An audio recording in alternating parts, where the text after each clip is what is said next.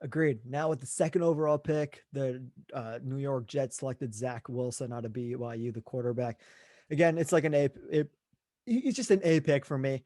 I think Zach Wilson does have some flaws. I think he does have some injury history, but overall, probably the best arm in this year's class. He can do a lot of ad-libbing thing, off-balance stuff. A great pick for them. They needed a quarterback after losing Sam Darnold.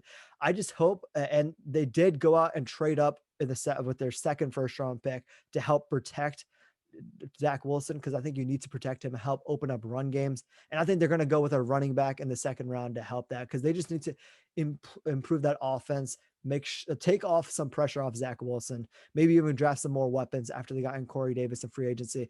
I think overall, what they did in the first round, I love it. They compare a potential all-pro tackle with an all-pro guard in both Alijah Vera-Tucker and the first round pick from last year, whose name escapes me currently, but they can do a lot. Mekhi Becton, I think they can do a lot there, and I like that pick for them.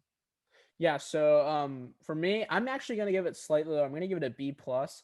And my only thing that's not like for him not being justified as the second pick in the draft, I think my only thing with him, Arib, and it's gonna fall also for this Trey Lance pick as well. The competition was really low. I mean, I was listening to First Take today. He played against teams. Arib, it's not Alabama. It's Northern Alabama. Like His like hardest it's opponent not was, I even think, Louisiana State. It's Louisiana Tech.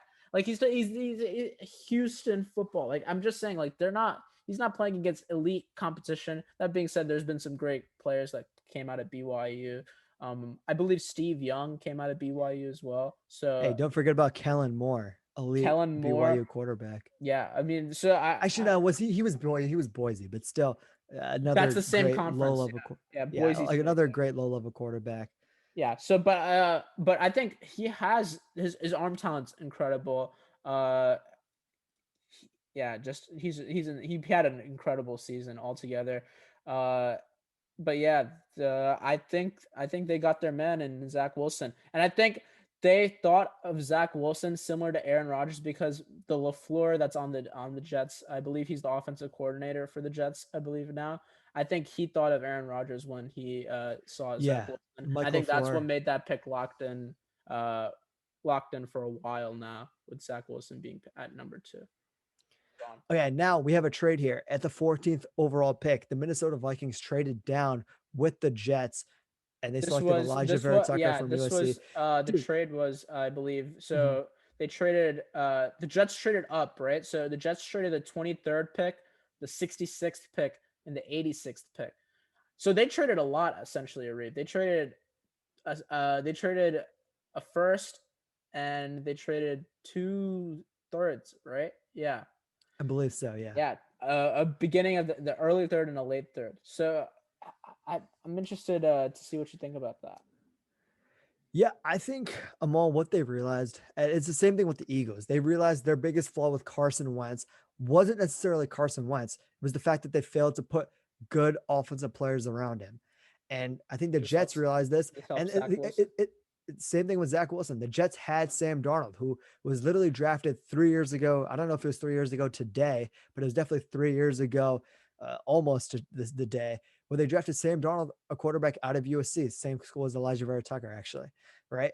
And they never had a great offensive line around him, and they never had great run. They tried to get good running backs around him. Le'Veon Bell, that didn't work because Le'Veon Bell was washed. They tried to get good wide receivers, kind of, not really. I mean, I guess they give Robbie Anderson some more starting time, and that was their investment in him.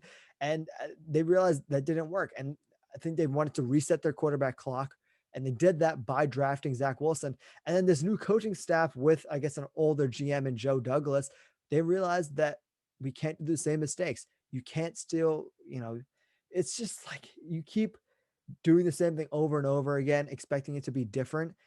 And it's just not going to be different anymore. And they realize that they need to go out and improve this offensive line. Because guess what? You're going to draft a running back in the second or third round, maybe fourth round, whatever it might be. You're going to get a better running back because you're going to have a potential all pro guard next to an all pro tackle already in Mekhi Becton. I think you're that right. I think it's the left side of the offensive line. It's going to be really, really nice. You're going to protect Zach Wilson, who has had shoulder injuries. You're going to open up the run game. And I think overall, you're just improving your offensive massively. They realized they had holes to fill. They realized you can't just do the same thing over and over again, expect different results. That's literally the definition of insanity. Correct. And they went out and they might have traded a little bit too much, 3/3, but I think they realized they need to fix the hole and they can't repeat the same thing. And I've got to give them props. I'd give this an A. Thanks for listening to this segment of the Flea Flicker NFL Show. If you enjoy, subscribe, do all that fun stuff. Thanks for listening. Peace out and bye.